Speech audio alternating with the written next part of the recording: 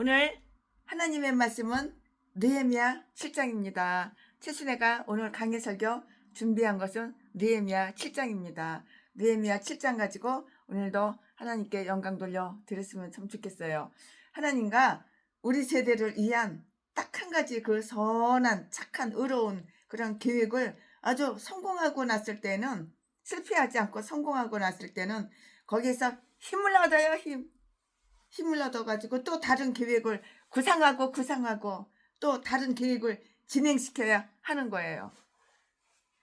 느헤미야가 바로 이런 사람이었어요. 이야, 그러니 하나님 마음이 느헤미야가 들어요, 안 들어요? 쏙 들지요. 하나님이 느헤미야를 사랑하고 좋아해요, 안 좋아해요? 사랑하고 좋아하죠. 그렇게 그럼 만들었어요. 누가?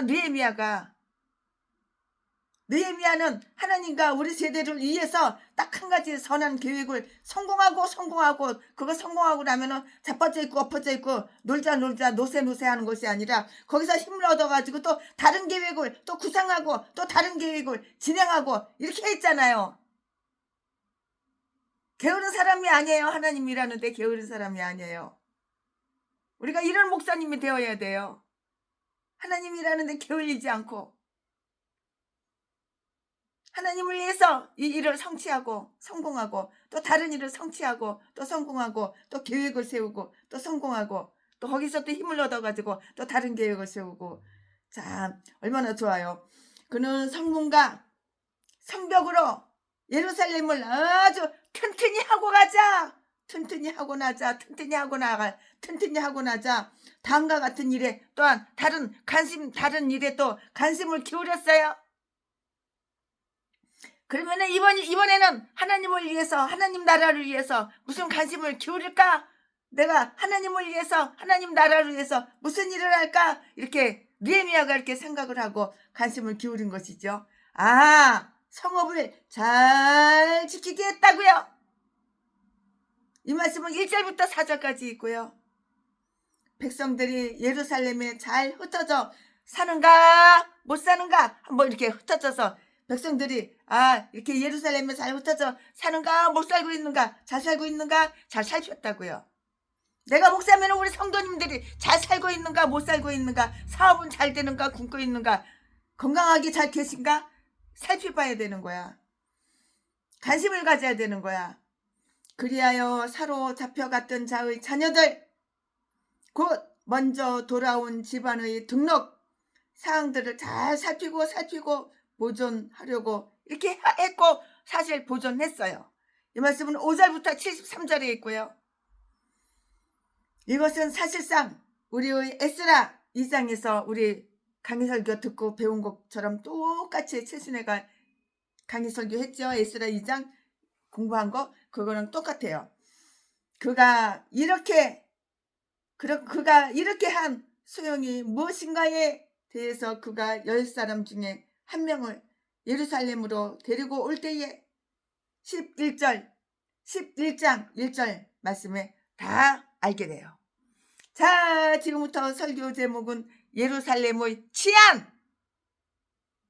도둑이 들었나 강도가 들었나, 우리 성도들 집에, 우리 교회에 도둑이 들었나 강도가 들었나 살인마가 들었나, 치안.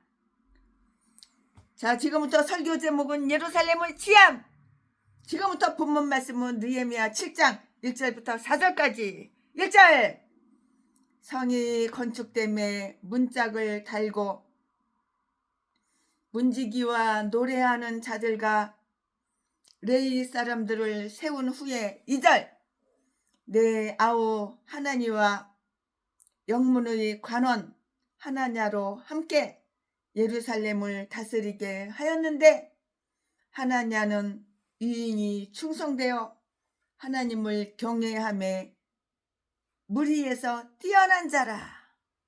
3절, 내가 저희에게 이르기를 해가 높이 뜨기 전에는 예루살렘 성문을 열지 말고 아직 파수할 때에 곧 문을 닫고 빗장을 지르며 또 예루살렘 거민으로 각각 반차를 따라 파수하되 자기 집 맞은편을 지키게 하라 하였노니 4절 그 성은 광대하고 거민은 희소하여 가옥을 오히려 건축하지 못하였음이니라. 아멘. 이거 지금 본문 말씀입니다. 이거 지금 본문 말씀 가지고 오늘 강의 설교를 시작할 것인데요. 네, 하나님은 그 교회에 관해서 예루살렘이여, 예루살렘이여, 내가 하나님 너희 성벽 위에 파수꾼을 세워놓으라.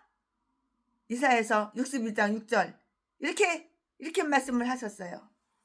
느헤미야가 어떤 조치를 취했는지 여기에서 다 볼 수가 있는데요. 그럼 느헤미야는 어떤 조치를 취했을까요? 이럴 때 살아있는 파수꾼이 없이 죽은 성벽만은 도성을 막을 수가 없기 때문이었어요. 그는 문지기와 노래하는 자들과 레위 사람들을 뽑아서 각자의 직책을 행하게 이렇게 했다고요. 이것은 모두 그들의 직책이 성전 일을 시종드는 것이라고, 이렇게 시종드는 것이라는 사실을 다 암시하고 있어요. 말 안 해도 다 암시하고 있다고요. 이것은 지금까지 다소 소홀하게, 아주 그냥 소홀하게 행해졌던 것이었으나 다시 복구됐어요.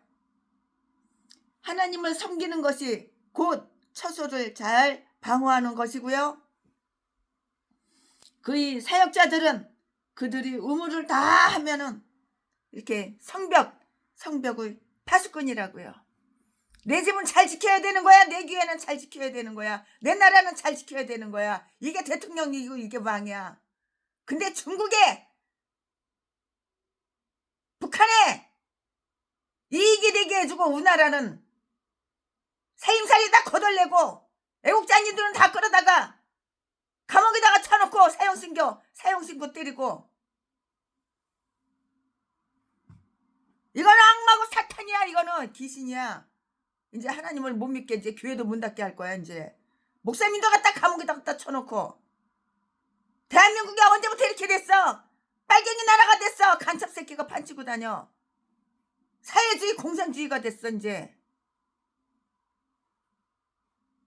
너무나도 가슴 아파요. 기도하면서 하나님이 어떻게 손보실까 생각하고 있어요. 또는 구체적으로 보면 그가 성벽을 지키라고 그들에게 명령한 것은 그들이 성벽 헌당식을 질서 있고 엄숙하게 행할 수 있도록 하려는 것이고요.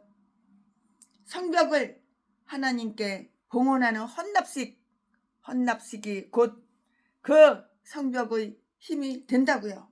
마찬가지로 똑같이 마찬가지로 우리가 내가 목사야. 내가 하나님께 헌납하는 것이 우리에게 그 유익한 것이 된다고요. 뭐 좋은 거 있으면 하나님께 갖다 드려야 되는 거야. 좋은 거 있으면 하나님께 헌납해야 드려야 되는 거야.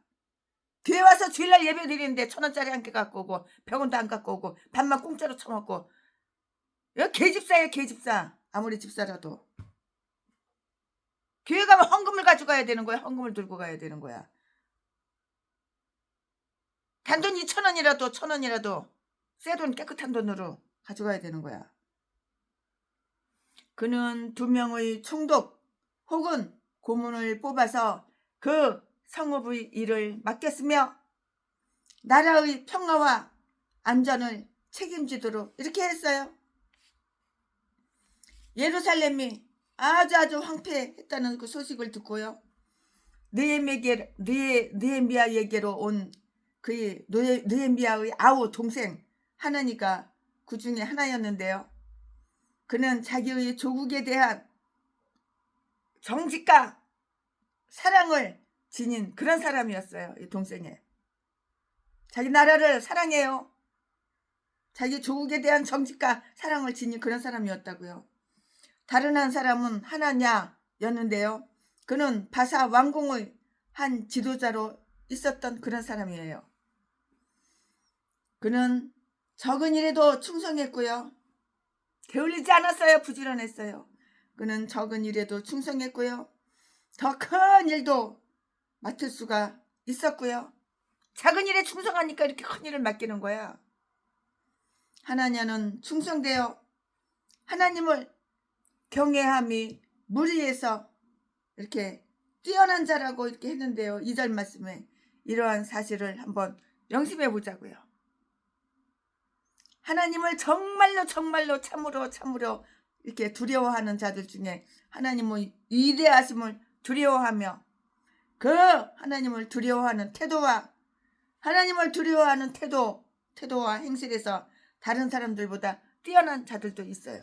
최순애가 예전에는 하나님은 사랑의 하나님, 최순애가 아무리 죄를 짓고 범죄를 저지르고 주일날 교회 안 가도 하나님은 용서. 최순애가 색소폰 장댕이대 메고 나이트클럽에서 밑팔군에서 주일날 교회도 안 가고 이렇게 개짓거리 헛짓거리 해도 용서 해줄 것이라고 까불고 계속 그 짓거리 하다가 뒤지게 맞은 게 최순애 이 인간이야. 조울병에 걸렸어. 머리서부터 발바닥까지 질병 없는 것이 없어. 둥근까지 걸려가지고 왼쪽이 완전히 마비가 돼가지고 돌덩어리 한 가지야, 새덩어리 한 가지야, 나무떼기 한 가지야. 이제 뒤질 날이 이제 3개월밖에 안 남았어. 뒤지기 직전에 저기 대한수도원 강원도 철원에 있는데 거기 가가지고 성경 처음부터 끝까지 다 읽어봤어. 그랬더니 하라는 거 하나도 안 했어. 하나도 한 가지도 한 것이 없어. 하지 말라는 거 다 했어. 안 한 것이 하나도 없어. 내 쾌락을 위해서. 이 인간이. 그래서 회개를 하는데 회개 예물로 그랜드 피아노 하나 사다가 대성전에 갖다 놓고 그 생각하면 기가 막혀요. 부끄럽기도 하고 창피하기도 하고 그 생각하면 기가 막혀요. 기가 막혀. 회개하고 나니까 하나님은 살려주신 거야. 최순애, 너 뭐 먹고 살았냐? 무슨 약을 먹었냐? 어느 병원에서 치료됐냐? 다 쓸데없는 소리, 개소리. 구약 먹고 신약 먹고 살았다. 왜? 먹을 건 그거밖에 없더라. 왜? 구약 먹고 신약 먹고 살았습니다. 하나님이 하지 말라는 거 안 했어요. 하나님이 하라는 거 했어요. 하나님이 치료해 주셨습니다. 지금은 뒤지지 않고 시퍼렇게 살아있어요. 지금은 건강해요. 거기 간증하다 보면 눈물 쏟아요. 오늘 강의 설교 못해요. 이제 여기까지만 하고 그만하고 절제해야 되겠어요. 그들은 여호와를 두려워하는 자들이 받는 그러한 존대함을 시편 15편 4절 말씀에 2배나 받을 자격이 있고요. 예루살렘에는 하나님을 경외하는 자들이 아주 많았고요. 그러나 이 선한 사람은 그 누구보다도 믿음과 그 경건함이 아주 뛰어났어요. 하나님을 경외하는 자들은 모든 사람에게 성실히 대하고요. 모든 일에 양심적으로 행함으로써 그 두려움을 증거해야 하는 것이라고요. 하나님께 몽둥이로 뒤지게 맞고 나니까는 지금은 사랑의 하나님 아니야. 지금은 무슨 하나님이야? 두려운 하나님, 무서운 하나님.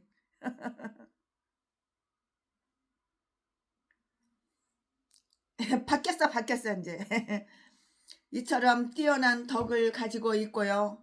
경건함과 정직함에 있어서 남들보다 다른 사람들보다 탁월한 자들이 하나님의 예루살렘을 다스리며 그 예루살렘은 번영하고 번영할 것이라고요.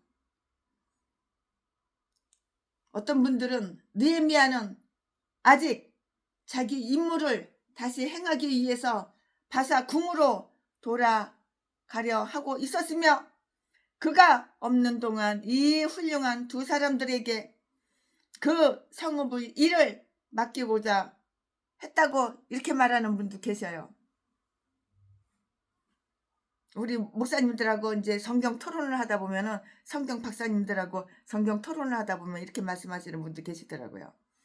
아주 훌륭한 정치가들은 자기들이 직접 행할 수 없는 때와 곳에서는 자기들의 직무를 위임할 자들을 아주 주의 깊게 세심하게 이렇게 주의 깊게 찾아야 하는 것이에요.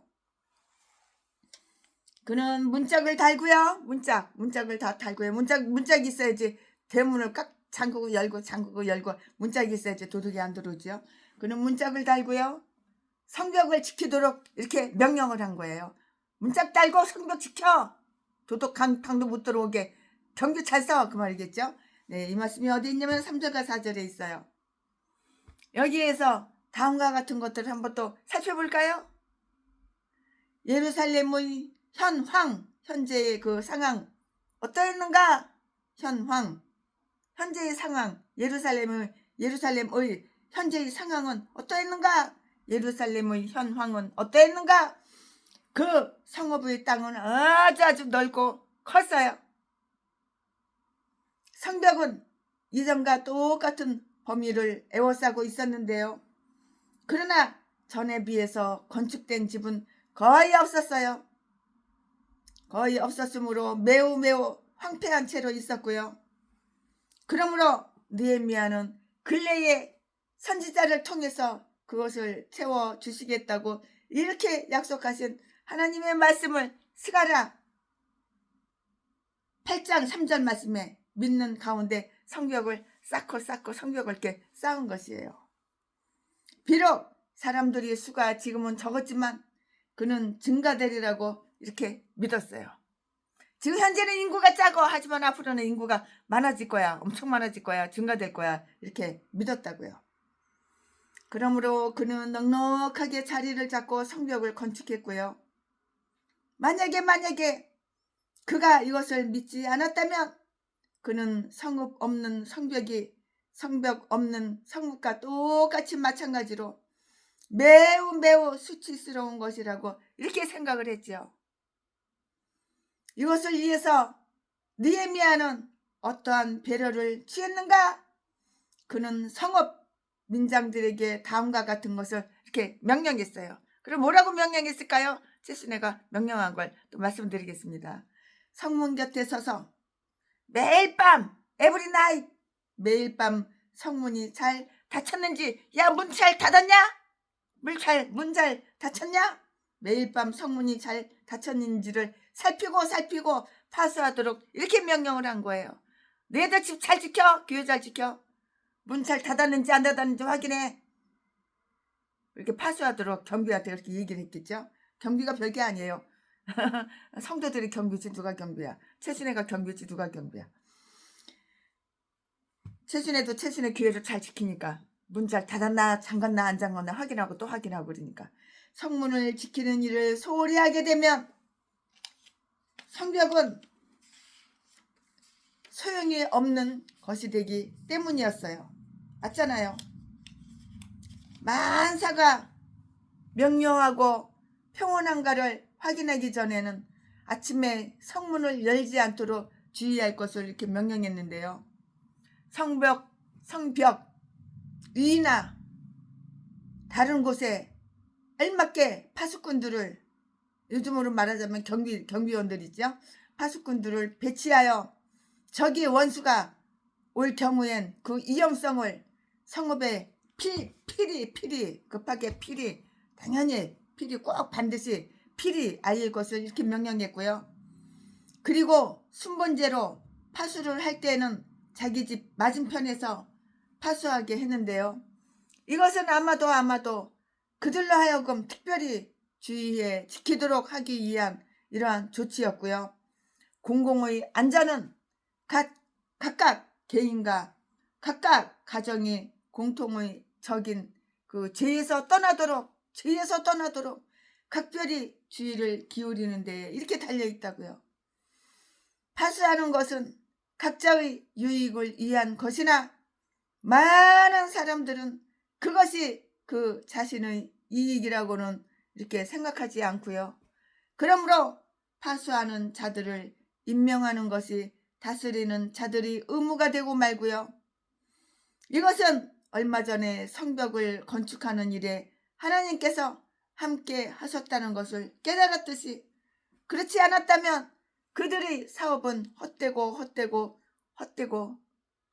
헛방이에요. 헛되고 말았다고요. 헛되고 말았을 것이 당연하지요. 이제 성벽이 다 건축되었을 때에 여호와께서 집을 세우지 아니하시면 파수꾼의 경성함이 허사라. 여호와께서 집을 세우지 않으면 파수꾼이 아무리 경비를 잘 쓰고 아무리 그래도 허사라고요. 이 말씀은 시편 127편 1절에 말씀에 있어요. 이걸 깨달은 거예요. 이제서 깨달은 거예요.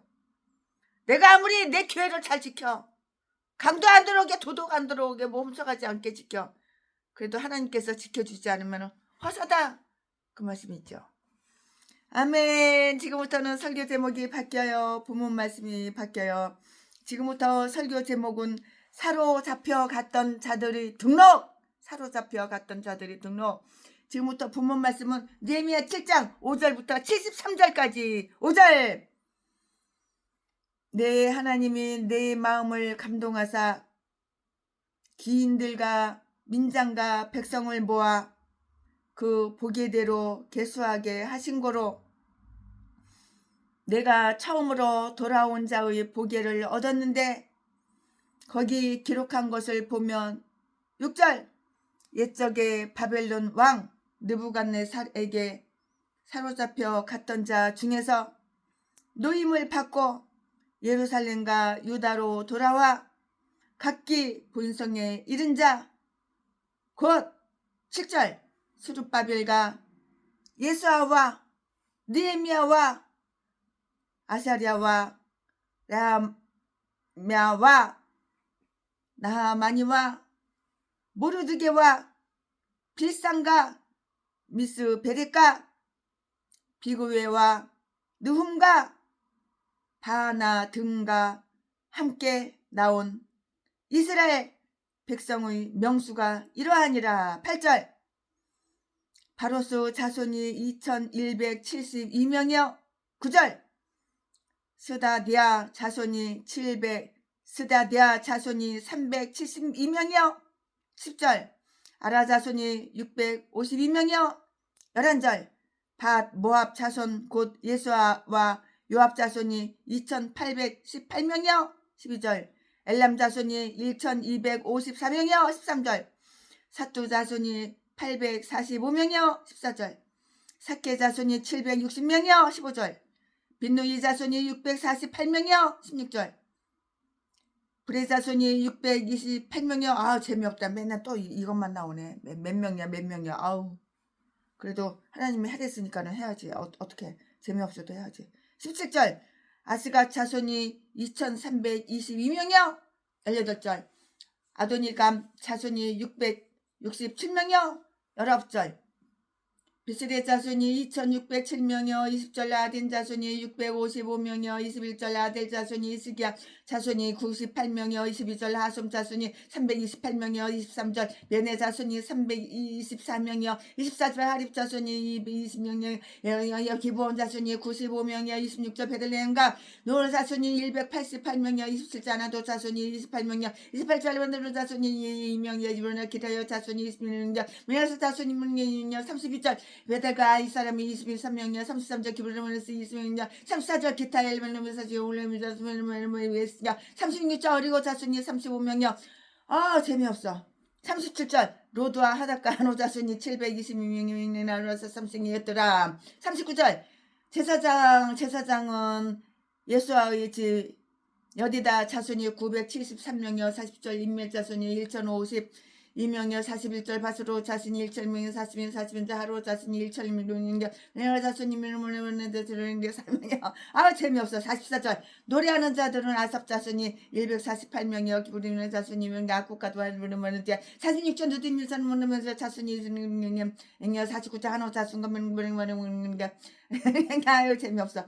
64절. 바슬리 자손이 이렇게 신복전에서 자손이 56명 인민가부터 자손이 얼마나 자손과 아프리카 자손과 부계가 이러는지 정할 수 없으니 62살 이런 자손이라. 도합 642명이요. 63절. 제사장 중에는 호바야 자손과 학고수 자손과 바르슬테 자손이니 바르슬테 자손은 길라 사람 바르슬테의 딸 중 하나로 아내를 삼고 바로 실태의 이름으로 이름만 자라. 64절 이 사람들이 보게 중에서 자기 이름을 찾아도 얻지 못한 거로 저희를 부정하게 여겨 제사장의 직분을 행치 못하게 하고 65절 방백이 저희에게 명하여 우린과 둔빔을 가진 제사장이 일어나기 전에는 지성물을 먹지 말라 하였느니라. 66절 온 회중의 합계가 42,360명이요. 많죠.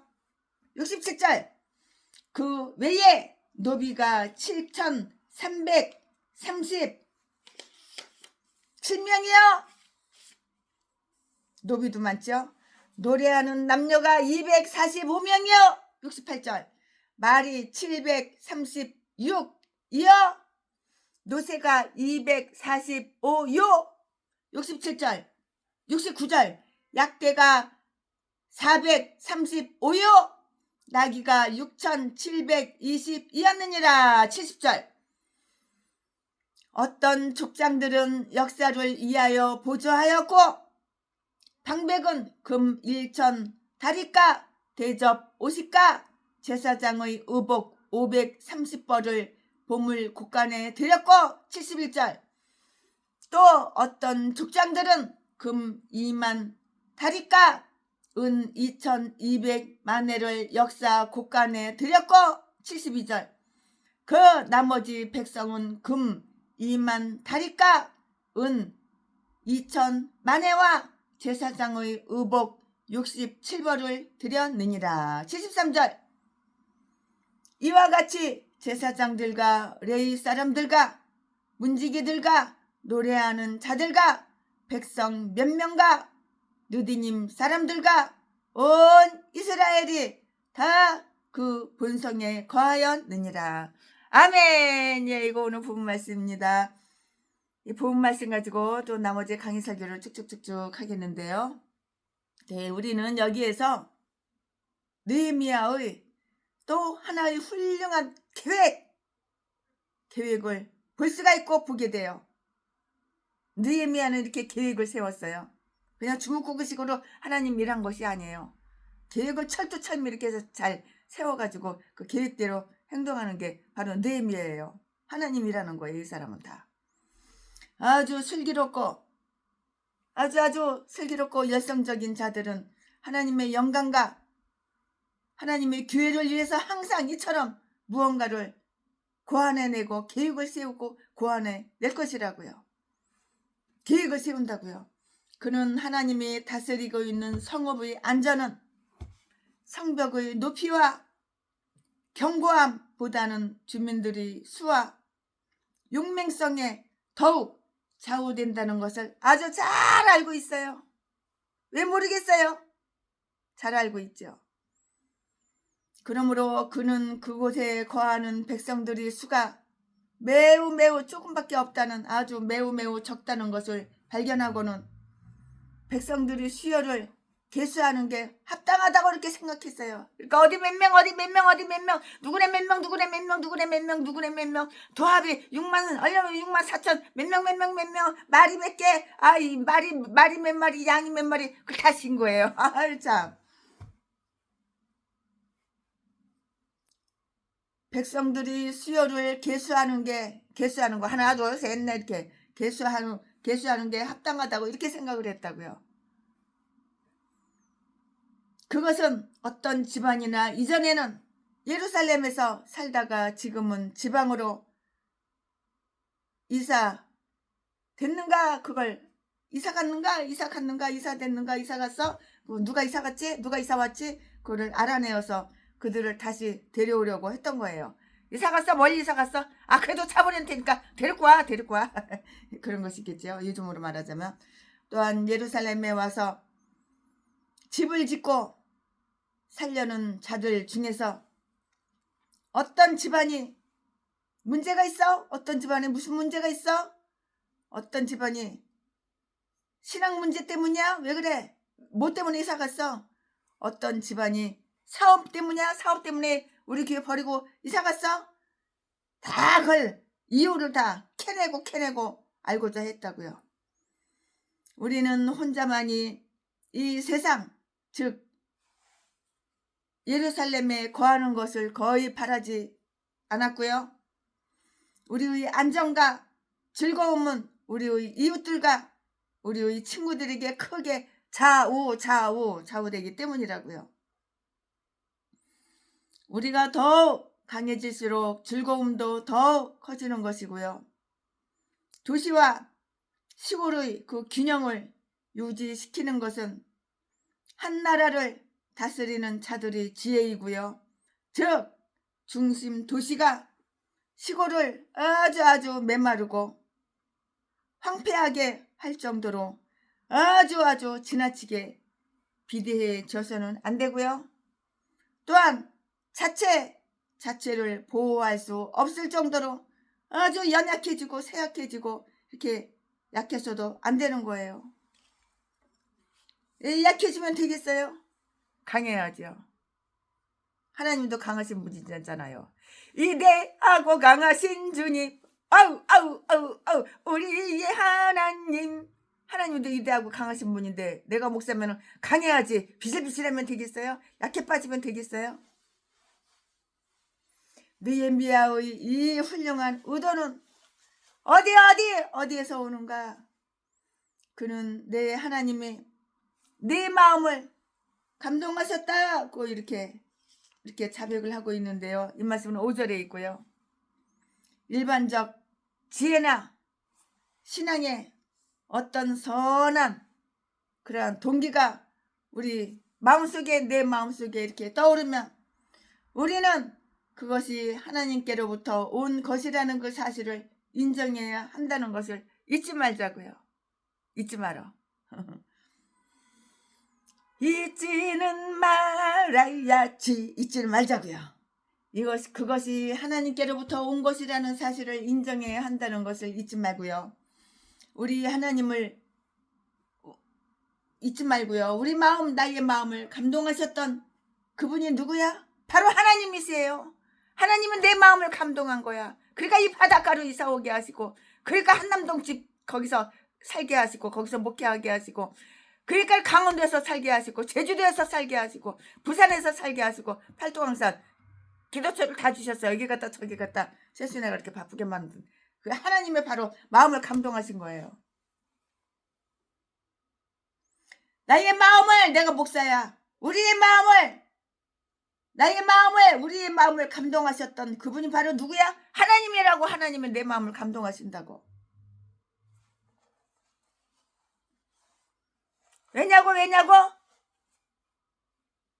왜냐하면 아주 좋은 선물과 훌륭한 일들은 모두 다 위에로부터 하늘 위에로부터 온 것이기 때문이에요. 하나님은 지식을 주셨어요. 하나님은 또한 은혜를 주셨어요. 모든 것은 하나님으로부터 나왔으므로 또한 그 모든 것은 하나님에게 속한 것임에 틀림없어요. 내가 똑똑해서, 내가 영리해서, 내가 많이 배워서, 내가 많이 가져서 아니요. 다 위로부터, 좋은 거는 다 위로부터 오는 거예요. 하늘로부터 오는 거예요. 그러니까 하나님께 까불면 안 되는 거예요. 하나님 감사합니다. 항상 감사하는 마음을 지니고 있어야 되는 거예요. 모든 것은 하나님, 여호와 하나님으로부터 나왔으므로 또한 모든 것은 하나님에게 속한 것임이 틀림없잖아요. 틀림없다고요. 인간의 지혜로 된 거 아무것도 없어. 네가 너 김목사, 너 최목사, 너 이목사, 네가 똑똑해서 개소리. 모든 것은 하나님으로부터 나왔으므로 또한 모든 것은 하나님에게 속한 것이라고. 인간의 지혜로 된 거 아무것도 없다고. 인간이 할 줄 아는 거 뭐 있어? 죄 짓는 거, 범죄 짓는 거, 그거밖에 더 있어? 저래도 개목사가 할 줄 아는 게 뭐 있어? 아가리만 보이면 사기치고 거짓말해서 남인 재산 뒷재산으로 만드는 거, 사람 때려가지고 돈 뺏는 거, 지보다 20년 30년 연하 씹질하는 거, 그거밖에 없는 거야. 그거 할 줄 아는 거. 강대상에서 그냥 폼으로 서 있는 거지. 인간의 지혜로 된 일도 무엇이나 하나님의 섭리로 인도로 이루어졌다는 것을 인정해야 하는 거야. 내가 하나님을 인정해야지 하나님이 나를 인정해 주는 거야. 이 좋은 일 생겼어 우리에게.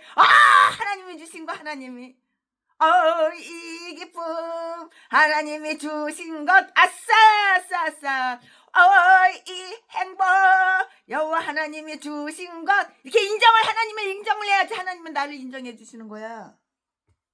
내가 잘나서 내가 똑똑해서 이 기쁨 내가 잘나서 이 즐거움 내가 똑똑해서 개소리.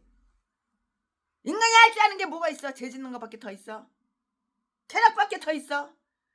좋은 거는 다 하늘에서부터 내려오는 거라고. 인간의 지혜로 된 일도 무엇이나 하나님의 섭리의 인도로 이루어졌다는 것을 하나님을 인정해야 되는 거야. 내가 하나님을 인정해야지 하나님은 나를 인정해 주시는 거야. 농부에게 분별력을 가르치는 것은 하나님이에요. 하나님. 이사야 28장 26절 말씀에 나라를 다스리는 자들에게도 분별력을 가르친다고요. 근데 우리나라는 분별력 없어. 분별력 물 건너가지고 벌써 오래됐어. 공산주의 빨갱이. 김일성 사상으로, 김정은이 사상으로, 시진핑 사상으로 그렇게 만들어버렸어. 누가? 빨갱이들의 좌파가 터진당해. 형수님 보직구형 찍는다는 그 당이 그렇게 만들었다고. 그는 그 뜻을 실천하는 데에 어떤 방법을 택했는가? 그러니까 애국자 윤석열 대통령을 갖다가 감옥에다가 죄 없는 사람을 감옥에다 갖다 놓고 우리 목사님들 다 이제 감옥에 들어가 있고 또 모가지 자르고 이제 그런 세상이 온 거야. 말세 중에서도 말세야 지금은. 그는 그 뜻을 실천하는 데에 어떤 방법을 택했는가? 그는 다스리는 자들과 백성들을 한때 모이게 하여서 각 가정의 현재 상태, 즉 그들의 수요, 힘, 그리고 거주지 등을 알아보려고 했고요. 그가 그들을 소집할 때 그때 이미 각기 자기 지역의 현재의 상황, 현황을 조사해 오도록 이렇게 명령을 했어요. 우리 교회 성도가 이사 갔어? 왜 이사 갔어? 사업 때문에 이사 갔어? 왜 이사 갔어? 무슨 문제가 있어서 뭐 시험에 들어서 이사 갔어? 내가 차분할 테니까 데리고 와. 주일날 교회 오게 해. 이런 식이겠죠. 요즘으로 말하자면 그런 거겠죠. 그리고 거주지 등을 알아보려고 했고요. 그가 그들을 소집할 때 이미 각기 자기 지역의 현재 상황, 현황을 조사해 오도록 이렇게 명령했고요. 지도자들의 수요가 그리 많지는 않았는데요. 그 일은 속히 빠르게 이렇게 이루어진 것이에요. 그는 먼저 돌아온 자들의 옛 계보를 이렇게 검토하고요. 그것을 현재의 실정과 다 이렇게 비교해 보았고요. 우리가 여기에서 볼 수 있는 것은 에스라 2장을 되풀이해 놓은 것인데요. 여기에 나와 있는 제목 6절, 7절 말씀, 에스라 1절, 2절 말씀에 나와 있는 것과 똑같아요. 이들은 본성에 이른 자들이다고 했고요. 거기서부터 두 가지의 사실, 즉 각 집안의 이름과 수혀 그리고 성전 의식에 대한 그들이 직무가 여기에서 반복되어서 이렇게 다 기록이 되어졌다고요. 이 사실을 반복한 것은 아주 위대하신 하나님이 각 사람과 각 가정과 그의 영적인 이스라엘의 예배에 참여하시기를 즐겨하신다는 그 사실과 하나님은 그들을 각각 살피고 계신다는 그 사실을 다 보여주고 있어요. 쇼 다 보여주고 있다고요. 하나님은 그에게 속한 자들을 알고 계시고요. 그들 모두를 다 아시고요. 그들의 이름도 다 아셔요. 하나님 모르는 게 뭐가 있어? 전지전능하신 하나님인데, 전능하사 천지를 만나신 하나님 아버지를 내가 믿사오며 전지전능하신 하나님인데, 또한 사로잡혀 갔던 자손들이 계보도 아주 우리 하나님은 잘 알고 계시고요. 그들에 대해서 가지셨던 예전의 뜻을 그대로 다 이루어 주시는 거예요. 다 이루어지시는 거예요. 먼저 돌아온 여러 가족들이 그 가장에 대한 언급이 다 여기에 나와 있어요. 이 말씀은 6절부터 69절까지 기록이 다 되어 있어요. 이러한 기록은 비록 지금의 우리들에게는 별로 소용이 없는 것 같이 이렇게 보여요. 당연하죠. 그 당시에는 그러나 예전과 현재의 그들의 상황을 비교하는데 매우 매우 중요한 그러한 자료가 됐다고요. 우리는 그 당시에는 그들의 수요가 매우 증가했으리라고 이렇게 짐작할 수가 있고요. 그러나 과거 그들의 시초는 소수였다는 것을 기억하고요. 하나님께서 그들의 가족 수를 증가시켜 주시고요. 세우셨다는 것을 인정하는 것이 참 좋아요. 이러한 방법으로 이 계보는 메시아가 오셔서 그 계보를 완성시키실 때까지 계속해서 이렇게 보존되었고요. 그들 가족들을 구별해 놓았을 것이고요. 그런데 이 계보는 메시아를 위해서 보존되어 왔고요. 그 후에도 그 족보가 끊임없이 끝없이 이렇게 계속된 것이에요. 또 여기에 적힌 계보와 에스라서에 있는 목록 사이에는 그 수효의 차이가 좀 나는데요. 대부분의 것들은 아주 정확히 그 수요가 같으나 어떤 것들은 매우 근소한 아마도 하나 둘 정도 이렇게 차이가 나고 있는데요. 그러므로 최순애 목사는 개인적으로 일부 사람들이 견해와는 달리 앞의 수요는 먼저 온 가족의 숫자, 본문의 수요는 그 당시의 숫자 이렇게 생각을 하는데요. 적어도 40년 동안 어떤 사람들은 이것을 그 이상의 기간으로 이렇게 추정해서 이게 차이가 좀 있었다 이렇게 생각할 수는 없는데요. 왜냐하면 이처럼 많은 집안들이 그 기간 동안 전혀 그 수요가 달라지지 않았거나 단지 조금만 달라졌다고는 생각할 수가 없기 때문인 것이에요. 이유가 바로 그것이에요. 그러므로 우리는 여기에서 차이가 생긴 것은 흔히 숫자를 적을 때 일어나는 사본가들이 그 실수로 인한 것이거나 혹은 그들이 베낀 사본이 달랐기 때문이었다고 이렇게 추정할 수는 있어요. 성경을 읽어보고 이 책 저 책 다 읽어볼 때 그렇게 생각할 수밖에 없어요. 아니면 하나는 그들이 수르바벨과 함께 바벨론에서 떠나기 시작했을 때의 것이고요. 또 다른 하나는 그들이 예루살렘으로 왔을 때 개수한 기록으로 이렇게 볼 수가 있고요. 총 합계는 노래하는 남자 여자의 수를 제외하고는 여기에는 245명으로 이렇게 나와 있어요. 계산해 보니까 거기에는 200명으로 또 나와 있고요. 양쪽의 것이 똑같아요. 이렇게 쌤. 그러나 이 수요들이 모두 정확하게 똑같아야 할 만한 그런 중요성이 없어요.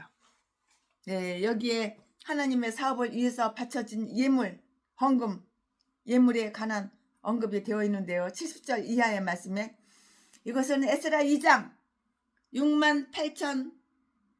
68,069절과는 매우 달라서 그것이 똑같은 봉헌 사실을 언급해 놓은 것인지 의문을 품을 수도 있어요.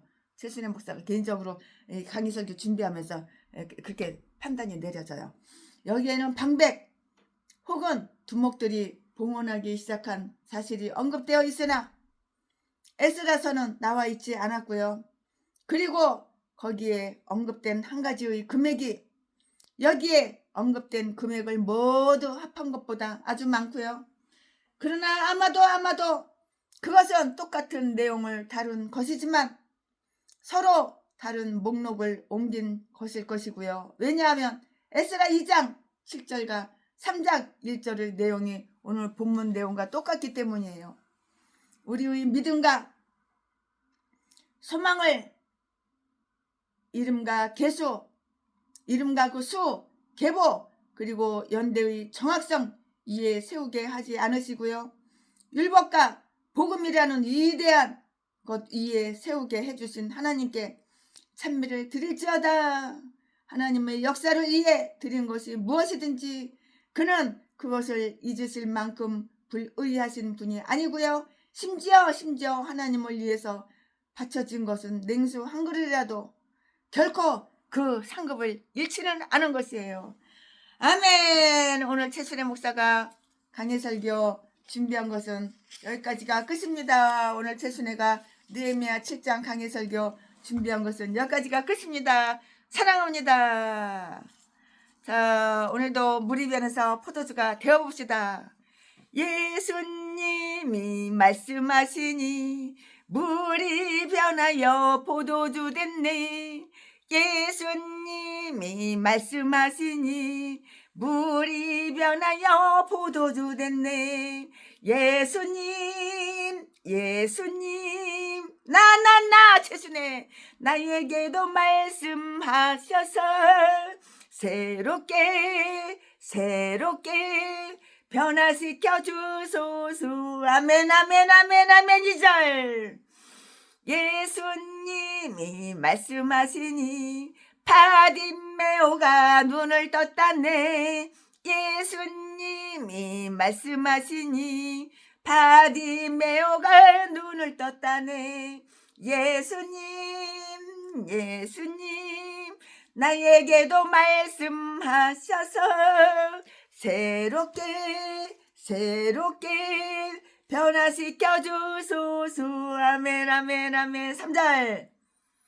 예수님이 말씀하시니 죽은 나사로가 살아났다네. 예수님이 말씀하시니 죽은 나사로가 살아났다네. 예수님 나 최순애 너 나와 너 나에게도 말씀하셔서 새롭게 변화시켜 주소서. 아멘 4절. 예수님이 말씀하시니 거친 바다가 잔잔해졌네. 예수님이 말씀하시니 거친 바다가 잔잔해졌네. 예수님 나에게도 말씀하셔서 새롭게 변화시켜 주소서. 아멘. 새롭게 변화시켜 주세요. 새롭게 변화시켜 주세요. 아멘. 사랑합니다.